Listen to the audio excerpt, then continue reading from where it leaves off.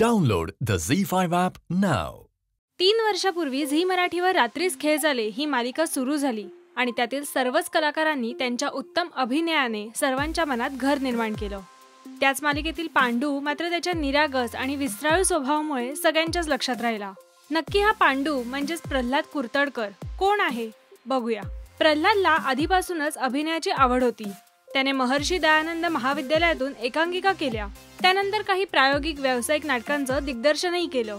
ते करत असताना प्रल्हादच्या मनात विचार आला की आपण लिहू शकतो का. या विचाराने त्याने मनात येईल ते आणि आवडेल ते लिहायला सुरुवात केली. असं करता करता त्याने पहिली भाग्यलक्ष्मी ही मालिका लिहिली. मग नंतर कारे दुरावा, रात्रीच खेळ चाले, 100 डेज या मालिकांसाठी देखील लेखन केलं. स्वतः प्रल्हाद कोकणातला असल्याने रात्रीच खेळ चाले मालिकेसाठी लेखन करताना खूप मज्जा आली असं त्याने एका मुलाखतीत सांगितलं. शिवाय प्रल्हादने झी मराठीवरील होम मिनिस्टर मालिकेसाठी असिस्टंट डिरेक्टर म्हणून देखील काम पाहिलं आहे.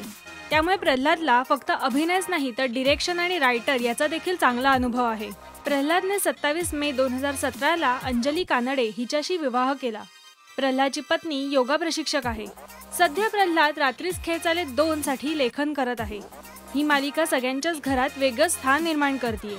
तर या प्रल्हाद म्हणजेच आपल्या लाडक्या पांडू विषयी तुम्हाला अजून काय वाटतं हे आम्हाला नक्की कळवा. आणि मराठी टेलिव्हिजनच्या ताज्या घडामोडी बघण्यासाठी सबस्क्राईब करा राष्ट्रीय मराठी शोबज.